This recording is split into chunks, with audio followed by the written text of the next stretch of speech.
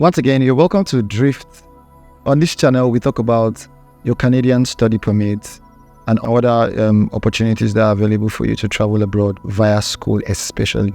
In subsequent videos, we'll be talking about opportunities in Australia, in UK, but right now, we are focusing on Canada. So once again, if you're a new subscriber or you're a returning subscriber, thank you.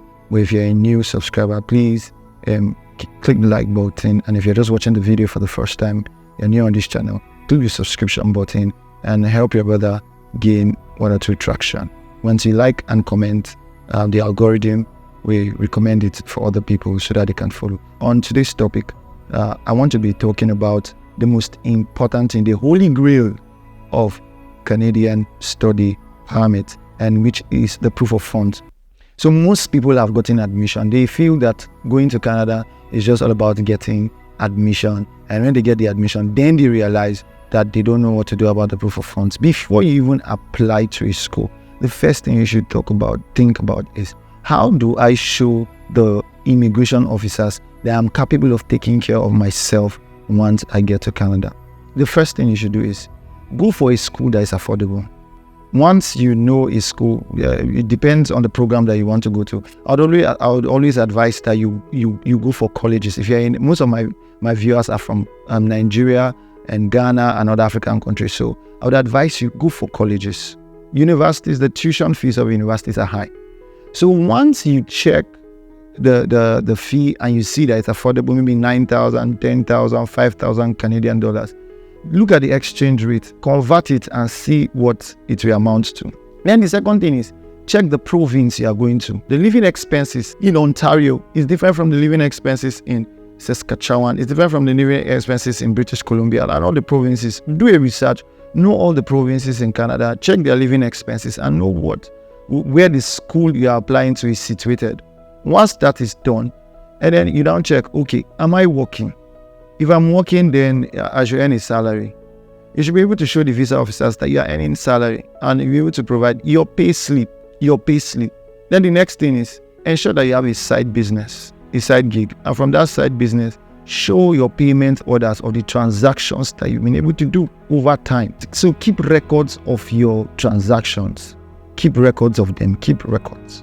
Even if they are not going to happen, tell a colleague of yours or a friend of yours to transfer money but make sure there's a record of your payments of the transactions that you do. So you show payment orders. You can go online and create online invoices, or you print your local invoice that you have. In case you're in Nigeria, you can go and print it. Make sure it's legitimate.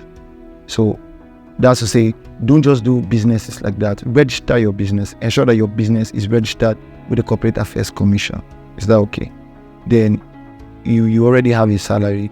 And so you are showing that you have a salary. Then the next thing you should also consider, one of the things you should consider again is, it's not about huge amounts in your statement of account. Recently, one of the subscribers on YouTube reached out to me and he was denied. The statement of account he provided had 140 million, which is way over what he needed. But what he was providing was the statement of account was from his sponsor. The sponsor is neither related to him.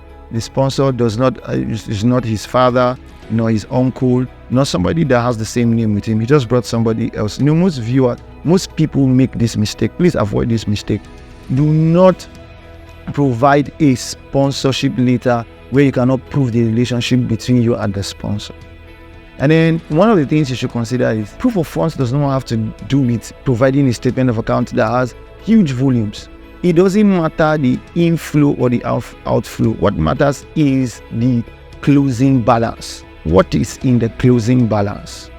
The closing balance must be able to accommodate your school fees for the duration of time you are staying there, and your living expenses, and possibly your flight fees. Always going above what is required is better, to be on the safe side, than staying below. So don't just carry a statement of account. Anybody, we have rich people everywhere. You can just get somebody and say, hey, write a sponsorship letter for me. No, there must be a proof of relationship. Then also, it's all about providing sponsorship letter and a statement of account from somebody that you know. You must consider your age. For somebody that's up to 30 years and above, You should have finished your undergraduate degree maybe at the age of 25, 26 or 27. You should have had work experiences, and you should have been earning. You should have had a business, or you would have been earning salary before you now consider going abroad to advance your career. So, or to seek study opportunities outside your country. If you are age 30 or age 40 and you're providing sponsorship, it means that you have not had employment opportunities in your home country and you want to go to another country. That would not be, it will not go well with the visa officer. So I see a lot of people do this mistake. What they do is you just say, okay, I'm 30 years of age or 35, and then your father is sponsoring you. No. If you're of age, maybe from age 17, 18, 19, let's say to 25 or 26 maximally, and somebody is sponsoring you, maybe most likely your parents, that will be understandable. But even if your parent is sponsoring, you should also show your bank statement to show that you are earning, but you just have its support from your parents or from your uncle or from your sibling, somebody related to you that is sponsoring, which is normal. But not somebody that's above 30, 40, and you still need sponsorship. It will not go well. Those are one of the reasons why people are rejected. So if you have your salary, your pay slip, your payment orders, your sponsorship letter or statement of account, if you have all these things, you should be able to, it will pass for your proof of funds. Then one last thing, don't also forget that all these documents should be, there's a way we prepare them. You should have a separate, in that your proof of funds document, when you are uploading them, there should be a little letter that you write stating how the documents that are listed there and all these things. And possibly you could also provide receipts of maybe transactions. Maybe you sold the house, you sold the property, provide it. Then if there's a gift, maybe your father or somebody gifted you an amount, ensure that it is notarized. Let it be a gift of deed, that this amount was gifted you. And then you go to the court to notarize it. Let there be an affidavit to show that this amount was gifted you.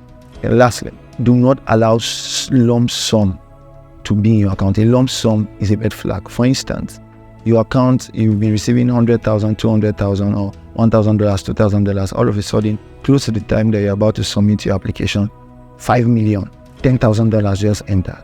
You must be able to prove it. That's a lump sum, and that will be a red flag.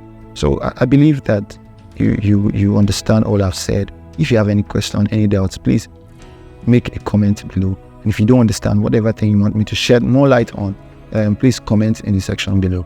And if you want me to help you arrange your proof of funds and do other services to help you guide you, you can also reach me out on the mail that will be in the description below. Until I come your way, click the like button and subscribe. Thank you.